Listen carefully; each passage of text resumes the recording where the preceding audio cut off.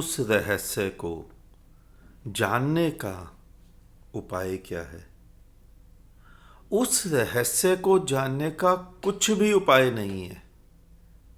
कोई विधि विधान, कोई जप तप, कोई यज्ञ अनुष्ठान, कोई व्रत, कोई साधना सिद्धि, कोई भी उपाय नहीं। अगर इन कृत्यों से तुम उस रहस्य को जान सकते तो तुम जान ही ना गए होते। चारों तरफ देखो, पृथ्वी पर सभी तो जानने वाले दिखते हैं। तकरीबन 15% दुनिया में हिंदू हैं, 31% से भी ऊपर क्रिश्चियन हैं, 24% मुस्लिम हैं, 0.2% ज्यूस हैं, 7% के लगभग बुद्धिस्ट हैं और 16% वो हैं जो किसी को भी नहीं मानते, अपनी अपनी धारणाओं के अनुसार चलते हैं, जो कि धर्मों के साथ जुड़े ही नहीं हैं। धर्मों के साथ नहीं जुड़े तो वो भी जुड़े हैं उस विचारधारा के साथ कि वो धर्मों को नहीं मानते। आखिर जुड़े तो हैं। तो पूरा विश्व ही ऐसा है कि वहां सभी तो जाने हुए हैं, लेकिन ध्यान से देखोगे तो पाओगे जाना हुआ व्यक्ति तो दिखता ही नहीं। कोई भी ऐसा व्यक्ति जो जाना हुआ है वो दिखता ही नहीं। आखिर क्यों? जाना नहीं जा सकता। बूंद कभी भी सागर को नहीं जान सकती। सागर हो सकती है, उसे तुम भी जान नहीं सकते, लेकिन उसके साथ बह सकते हो, उसमें डूब सकते हो, उसमें मिट सकते हो। ये सभी जाने हुए लोग जो भी जानते हैं, ये पुस्तकों से, किताबों से ही तो जाने हुए हैं। जिनको तुम अपने शास्त्र कहते हो वही तो है। एक पुस्तक स्कूल में लगती है, बच्चों को ज्ञान देती है, बच्चे उससे जीवन यापन करते हैं अपना। तुम उसे शास्त्र नहीं कहते, क्योंकि शास्त्र कहने में तुम्हारा स्वार्थ है, तुम्हारी स्वार्थ सिद्धि होती है। तुम भी जाने हुए हो, तुम्हारे पुरखे भी जाने हुए थे। जो पैदा होने के कारण जाने हुए हैं, ये वे लोग हैं जो कि जब बच्चे थे उनके बड़ों ने उन्हें जना दिया, समझा दिया कि ये मंदिर है, ये आरती है, ये पूजा है, ये प्रार्थनाएं हैं, ये मस्जिद है, ये नमाज है, ये गुरुद्वारा है, इत्यादि इत्यादि। लेकिन जरा गहरे झांक कर देखो और स्वयं से पूछो कि क्या ये सभी जाने हुए हैं? क्या तुम जाने हुए हो? तुम्हें स्वयं उत्तर मिल जाएगा। क्यों? तुम या कोई भी क्या ये कह सकता है कि उसने उसे जान लिया? सिवाय कुछ मूढ़ों के, सिवाय कुछ मूर्खों के, जो ये बोलते हैं कि उन्होंने शमशान में जाके उसको जान लिया। ये मूर्खता के अलावा कुछ भी तो नहीं। धर्म को, परमात्मा को, सत्य को, जागरण को कैसे जाना जा सकता है? अगर तुम पंडितों से, धर्म गुरुओं से, मुल्ला मौलवी से धर्म सीखने की मूर्ताएं करोगे तो परिणाम बिल्कुल ऐसा ही होगा जैसा आज का समाज है। चारों तरफ शक्लों से धार्मिक बने हुए लोग दिखते हैं। दोबारा सुनो और सोचो, क्या ऐसा नहीं है? चारों तरफ शक्लों से वेशभूषा से धार्मिक बने हुए लोग दिखते हैं, लेकिन इनमें से जानने वाला तो एक भी नहीं दिखता। अगर उसे कोई भी किसी को भी सिखा पाता, समझा पाता, पढ़ा पाता, तो कष्ट क्या है। धनपति पुस्तकों का अंबार लगा सकते हैं, सारे शास्त्र जानने वालों को दक्षिणा देकर बुलाया जा सकता है। आखिर बुलाते ही तो हैं लोग। तो क्या माना जा सकता है कि परमात्मा को जानना केवल इतना हो गया कि घर में विद्वानों की, पंडितों की, शास्त्रियों की, पढ़े लिखे लोगों की फौज मंगा लो? तो तुम क्या सोचते हो, तुम परमात्मा को जान लोगे? काश इतना सस्ता होता उसे जानना, लेकिन तुम तो यही करते हो। तुम्हें याद होगा, आज से 10 वर्ष पहले किसी ने 2500 सितार बजाकर ब्रह्मनाद का दावा ठोका था। बड़े बड़े होल्डिंग लगे थे, ब्रह्मनाद, 2500 सितार वादक एक साथ, ना भूतो ना भविष्य थी। क्या ये वही ब्रह्मनाद है जो कबीर ने बोला? ब्रह्म की वाणी, जो जिसको कबीर कहते थे कि ब्रह्मनाद गूंज रहा है संपूर्ण अस्तित्व में। क्या ये सितार बजाने वही ब्रह्मनाद था? लेकिन सोया सोया मनुष्य, और करेगा भी क्या, ऐसे ही दावे ठोकेगा।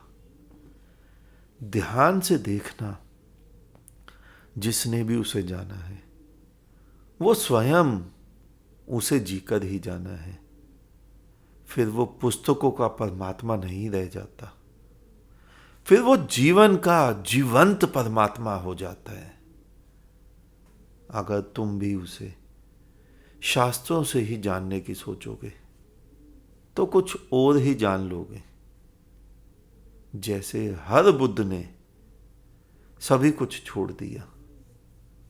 अब इस वक्तव्य को भी जिसने पढ़ा, जो मैंने वक्तव्य बोला कि हर बुद्ध ने सभी कुछ छोड़ दिया, अगर इस वक्तव्य को भी किसी ने शास्त्रपूर्वक पढ़ा तो वो फिर चूक गया। मैं जो समझाना चाह रहा हूं उससे फिर चूक गया। इसीलिए ही सभी लोग जो उसे पाना चाहते हैं वो छोड़ने की बात करते हैं। छोड़ो, सभी कुछ छोड़ो। त्यागने की बात, वो त्याग नहीं जो तुम्हारे महात्मा करते हैं। केवल छोड़ना है, क्योंकि उन्होंने उसे शास्त्र से पढ़ा है। तुम्हारे त्यागने वाले महात्माओं ने जीवन से नहीं, शास्त्र से पढ़कर कोई भी कैसे उसे जान पाएगा? क्योंकि तुम्हारे सारे त्यागी महात्मा, उन्होंने शास्त्र ही पढ़ा होता है, और शास्त्र में लिखा है कि छोड़ना है। तो शास्त्र पढ़ने वाले ये सोच लेते हैं कि सभी कुछ छोड़कर बुद्धत्व को उपलब्ध हुआ जा सकता है, लेकिन ऐसा नहीं है। तुम इसे उल्टा ही पढ़ गए। जब बुद्धत्व घटता है तो सभी कुछ छूट जाता है, ये बात सत्य है। और सभी कुछ छोड़ने से बुद्धत्व घट जाता है, ये बात झूठ है। लेकिन तुम समझोगे कैसे? क्योंकि तुमने तो सभी कुछ केवल पढ़कर ही सोचने की, समझने की ठान रखी है। और जब से तुमने यह सोच रखा है कि पढ़कर या किसी मूढ़ महात्मा से दीक्षा लेकर, तिलक लगाकर, टोपी पहनकर, आरती पूजा करके, नमाजें पढ़कर धर्म को या सत्य को जाना जा सकता है, तभी से मनुष्य के जीवन से सत्य विदा हो गया, धर्म विदा हो गया। और जिस संसार में से धर्म विदा हो जाए, वो संसार फिर आज जैसा ही संसार हो जाए जैसा तुम्हारे सामने आज संसार है। इसमें हर्ज ही क्या है, इसमें दोष ही क्या है? होगा ही ऐसा, क्योंकि सारे के सारे कार्य तुमने पुस्तकों से पढ़े, पुस्तकों से ही लिखे, पेपर भी पुस्तकों पे ही दिया, कागजों पे पढ़ा और कागजों पे ही पेपर दिया। जीवंत सत्य कहाँ गया? जीवंत धर्म कहाँ गया? धर्म विदा हो गया। और जिस संसार से धर्म विदा हो, उस संसार का तो क्या होगा तुम स्वयं ही जान सकते हो। हम बात कर रहे थे कि सत्य को, धर्म को, परमात्मा को, विराट को कैसे जाना जा सकता है?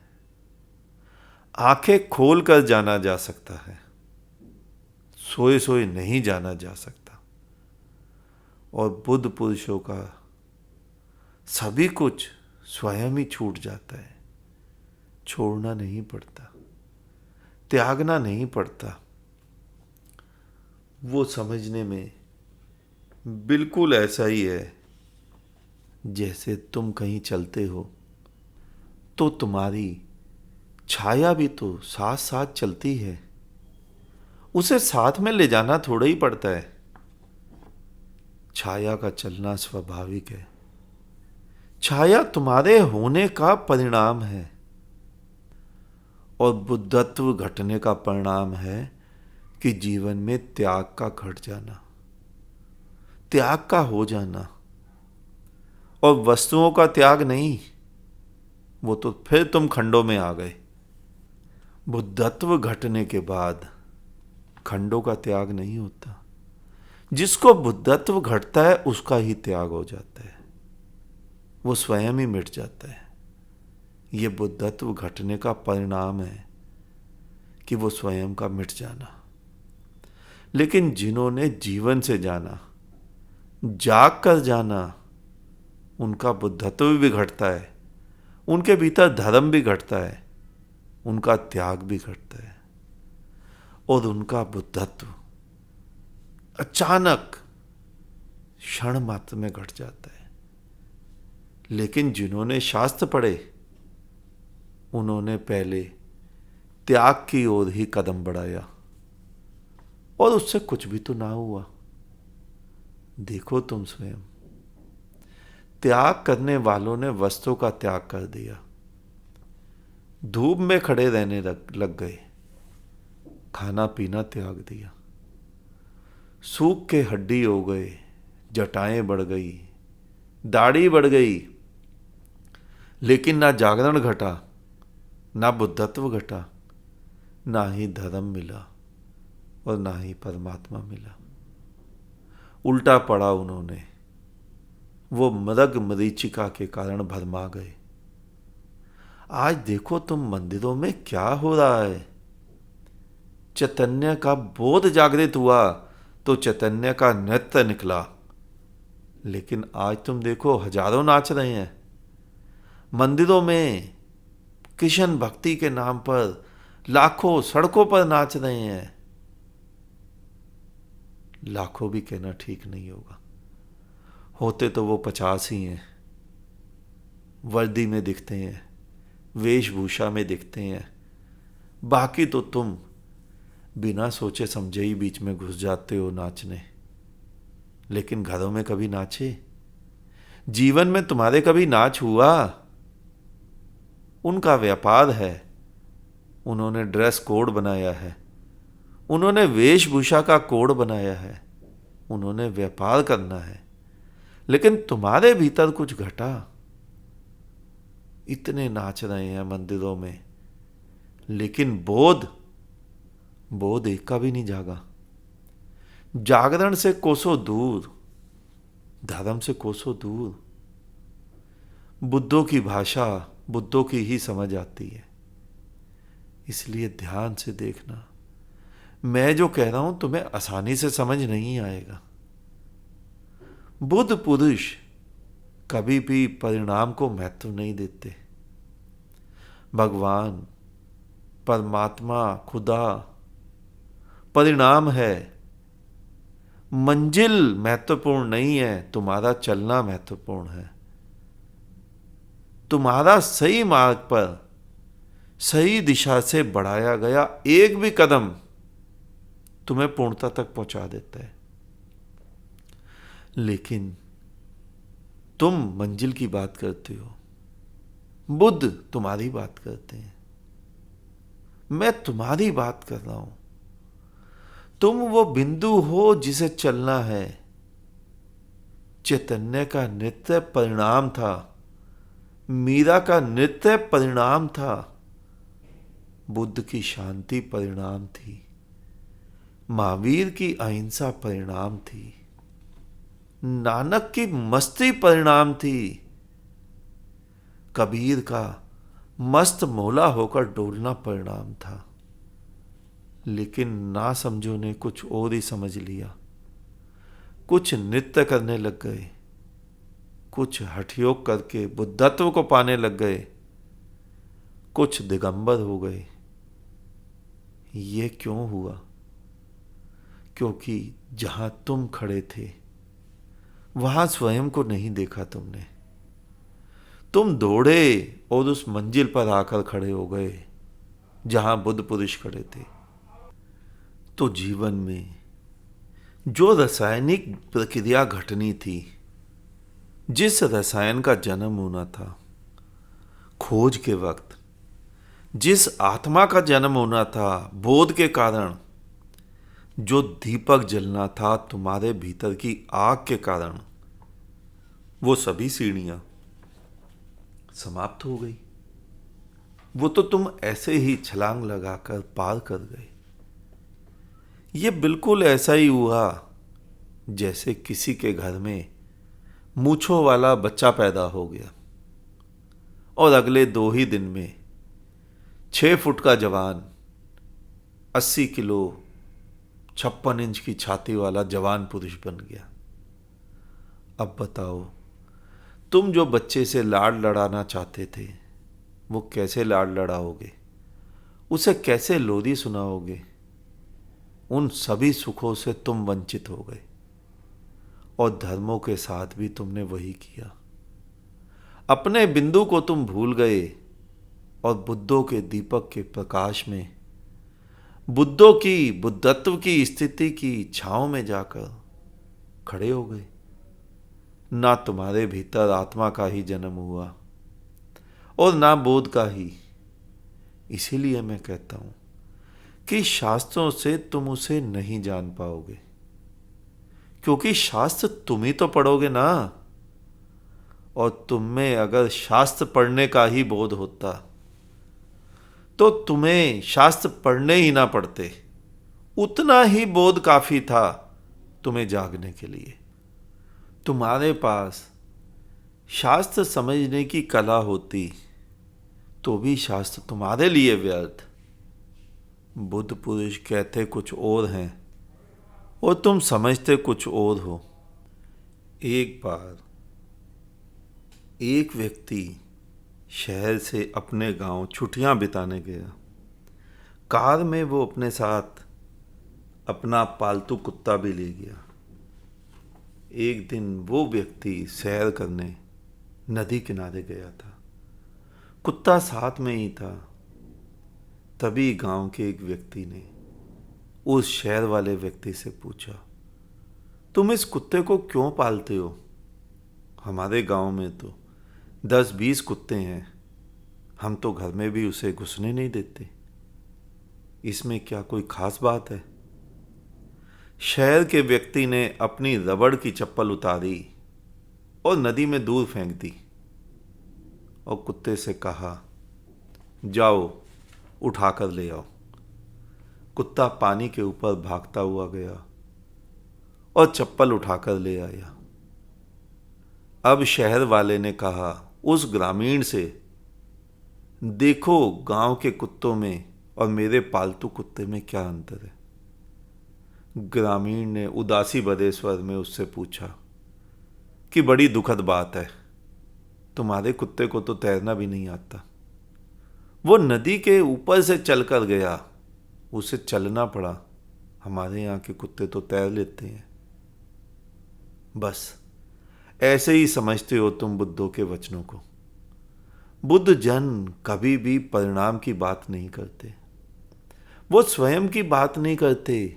वो तुम्हारे स्वप्नों की बात नहीं करते। वो तुम्हारे स्वर्ग, गोलोक, बैकुंठ, सिद्धाश्रम की बात नहीं करते।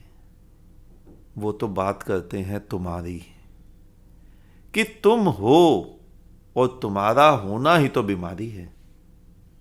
तुम हटो, तुम मिटो, तुम सिमटो, तुम सरको तो बीमारी समाप्त हो, और फिर वहां तुम्हारी जगह वो अस्तित्व ही होगा, वो धर्म होगा, वो जागरण होगा, वो परमात्मा होगा। और जब तुम मिटते हो, तुम्हारी जगह वही अस्तित्व रह जाता है। अब अस्तित्व के लिए अस्तित्व के द्वार का कोई भी तो औचित्य नहीं है। कोई भी कारण नहीं है कि अस्तित्व अस्तित्व को पाएगा। तुम स्वयं को पहचान ही नहीं पा रहे कि तुम हो कौन। कभी तुमने सुना है कि स्वर्ण को भी स्वर्ण पाना है? वो स्वयं स्वर्ण है, उसे क्या स्वर्ण पाना है? उसी प्रकार जिस क्षण तुम मिटते हो, तो तुम्हारी जगह वो अस्तित्व, वो परमात्मा ही बच जाता है। अब क्या परमात्मा को परमात्मा पाना है? अब क्या अस्तित्व को अस्तित्व पाना है? अब क्या उस अनंत को अनंत पाना है?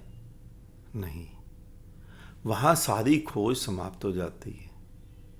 वहां जहां तुम गिर जाते हो, वहां सारी चाह, सारी आकांक्षाएं, सारी योजनाएं, सारे पाप पुण्य, सारे सुख दुख सभी मिट जाते हैं, सभी गिर जाते हैं।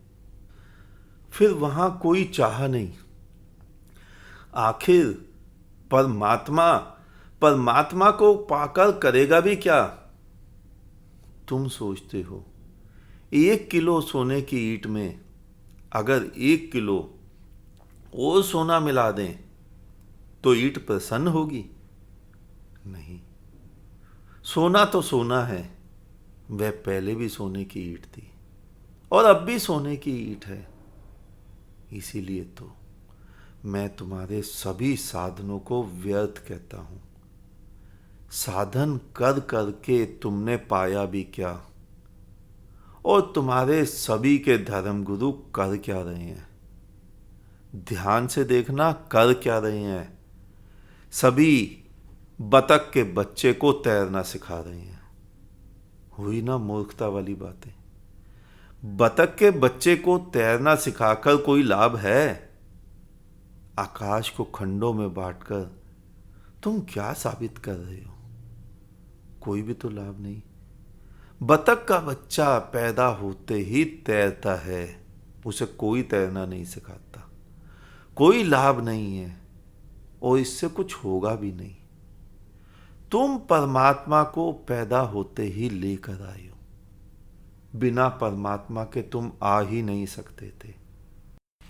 ये जो तुमने धर्म के नाम पर मनुष्य को, अस्तित्व को खंडों में विभाजित कर दिया है, हिंदू, मुस्लिम, सिख, ईसाई, 360-65 धर्म, हिंदुओं में भी सैकड़ों बंटवारे, इन खंडों से क्या साबित कर रहे हो तुम? तुम ना तो परमात्मा के खंड कर पाओगे और ना ही आकाश के कतरे कर पाओगे। बस इससे तुम्हारी ही तो मूर्खता सिद्ध होती जाएगी और कुछ भी नहीं होगा। हम बात कर रहे थे उस रहस्य को जानने की, तो उसको जानने का एक ही उपाय है कि तुम पहले सारी ढोई हुई धारणाएं छोड़ दो। तुम हिंदू के घर पैदा हुए तो तुमने हिंदुत्व की धारणा ढोली, और मुसलमान के घर पैदा हुए तो तुमने इस्लाम की धारणा ढोली। और सोचो, आज जो तुम हिंदुत्व की धारणा या इस्लाम की धारणा का पुरजोर समर्थन कर रहे हो, तुम मरे, अगले जन्म में तुम दूसरे के घर पैदा हो गए। मान लो एक आदमी आज मुसलमान है, मुसलमान के घर पैदा हुआ है, तो इस्लाम की धारणा ढो रहा है, पुरजोर समर्थन कर रहा है इस्लाम का, हिंदुत्व का खंडन कर रहा है। वो मरता है, मरते के साथ ही वो हिंदुत्व किसी हिंदू के घर में पैदा हो जाता है। सोचो क्या होगा। अगले जन्म में वो हिंदुत्व की धारणा का समर्थन करेगा, पुरजोर समर्थन करेगा और इस्लाम का खंडन करेगा। सोचा। इसी दृष्टांत को 2-4 बार पढ़ो, सुनो, समझो, तुम्हें अपनी मूर्खता का भान हो जाएगा। धर्म भिन्न भिन्न कैसे हो सकता है? मिर्च का धर्म है तीखा होना, तो तीखा होगा तो मिर्च कहलाएगी, तीखा नहीं होगा तो मिर्च नहीं कहलाएगी। चीनी का धर्म है मीठा होना, मीठी होगी तो चीनी कहलाएगी, मीठी नहीं होगी तो चीनी नहीं कहलाएगी। धर्म तो एक ही रहेगा। थंब रूल, उसको कैसे बदलोगे? धर्म एक ही रहेगा। धर्म एक है, सत्य एक है, परमात्मा एक है। तुम किन उलझनों में पड़ गए? अपने ही जीवन को नरक बना लिया, सारी मूर्ताएं ढोली। गलती से जिस घर में तुम पैदा हो जाते हो, उस घर वालों के संस्कार को तुम्हें धारण करना पड़ता है, और तुम उसी पर विश्वास करके अपना पूरा जीवन आंख बंद कर बिता देते हो। विश्वास ही करते हो तुम। विश्वास को ही तुमने धर्म मान रखा है। धर्म का विश्वास से क्या लेना देना? सूरज पर विश्वास किया तुमने कभी कि सूर्य है? नहीं, आवश्यकता ही नहीं पड़ी, क्योंकि बाहर इतना बड़ा सूर्य है। बाहर भी जाने की आवश्यकता नहीं, झोपड़ी के भीतर उसका प्रकाश आ रहा है। तो क्या आवश्यकता है विश्वास की? तुम्हारा सारा धर्म, हर धर्म ग्रंथ, हर धर्म गुरु कहता है विश्वास करो। अरे परमात्मा को नंगी आंखों से देखो, विश्वास की आवश्यकता ही नहीं पड़ेगी। और धर्म के नाम पर तो तुम कर ही ये रहे हो, अपनी अपनी मूर्ताओं पर विश्वास कर रहे हो। ध्यान से देखना दुनिया क्या कर रही है। तुम्हारे धार्मिक, तथाकथित धार्मिक लोग कहेंगे विश्वास करो। किस पर? सत्य तो केवल यह है कि तुम सभी अंधविश्वास पर ही विश्वास कर रहे हो। बुरा मत मानो, सही बोल रहा हूं। मेरा काम तुम्हारी आंखें खोलना है। तुम्हारे ना तो हिंदुत्व को बढ़ाना है, ना इस्लाम को बढ़ाना है, ना हिंदुत्व को मिटाना है, ना इस्लाम को मिटाना है। मेरा ये काम नहीं है। मेरा काम केवल तुम्हें जगाना है। तुम हिंदू हो फिर हिंदू रहो, तुम मुस्लिम हो फिर मुस्लिम रहो, सिख रहो, ईसाई रहो। एक बार आंखें खोल लो, एक बार उसको देख लो जो तुम्हारे सामने बाहें फैलाए खड़ा है। लेकिन तुम्हें वो नजर ही नहीं आता। तुम स्वयं उसकी धारणा ढोए रहते हो कि वो कण कण में है, वो जर्रे जर्रे में है। तो देखो ना उसे, तुम्हारे सामने ही तो है। तुम उसी को देखने से चूक करते हो। अपने अंधविश्वास पर ही तुम विश्वास करते हो। ध्यान से देखो, अंधविश्वास के अलावा तुम्हें किसी पर भी विश्वास है? तुम्हारे सारे धर्मगुरु धर्म के नाम पर अंधविश्वासों को ही बढ़ावा देते हैं। और तुम यह मत सोच लेना कि हिंदुस्तान में ऐसा होता है, ये सोचना भी मूर्खता होगी। अमेरिका यूरोप में नहीं होता है, नहीं भूल में हो तुम, वहां भी ऐसा ही होता है। हाँ, तुमसे अच्छी गाड़ियां हैं उनके पास, तुमसे अच्छा इंफ्रास्ट्रक्चर है उनके पास, तुमसे अच्छा रहन सहन है उनके पास, तुमसे उन्नत विज्ञान है उनके पास, लेकिन धर्म, लेकिन निद्रा, लेकिन अंधविश्वास, लेकिन थोथा धर्म, लेकिन पुस्तकें, लेकिन थोथे लोग, थोथी सोच, वो तो एक ही है, तुम जैसे ही हैं। वहां अमेरिका में भी, यूरोप में भी सभी तुम्हारे ही जैसे हैं, कुछ भी अंतर नहीं है। तुम ब्राह्मण होकर शूद्र को दबाते हो, वो गोरे होकर काले को दबाते हैं। नाजी ज्यूस का दमन करते हैं, अंतर कुछ भी खास नहीं है। तुम में से कोई इस बात पर विश्वास करता है कि मैं सुपीरियर हूं, और दूसरा इस बात पर विश्वास करता है कि मैं इन्फीरियर हूं। पहले का भी सुपीरियर होना अंधविश्वास है, और दूसरे का भी इन्फीरियर होना अंधविश्वास है। इन थोथे विश्वासों के दम पर तुम कभी भी सत्य को नहीं जान पाओगे। अगर जान पाते तो जान ना गए होते। अगर तुम्हारी पुस्तकों से, मंदिरों मस्जिदों से तुम उस परमात्मा को जान पाते तो जान गए होते, आज तक ऐसे ही ना रह गए होते। तुम्हें आज तक ऐसा कोई भी मिला जिसने जाना हो, जो स्वयं मिट चुका हो? इसकी पहचान है कि तुम्हारे धर्म गुरुओं के धर्म स्थलों में जाकर देखना। तुम्हारे धर्म गुरुओं की बड़े बड़े विशिष्ट व्यक्तियों के साथ, राजनेताओं के साथ फोटो लगे होते हैं, और वो नेताओं और विशिष्ट व्यक्तियों के साथ फोटो के लगाने से बड़े खुश दिखते हैं। तुम्हारे धर्म गुरुओं की बात कर रहा हूं मैं।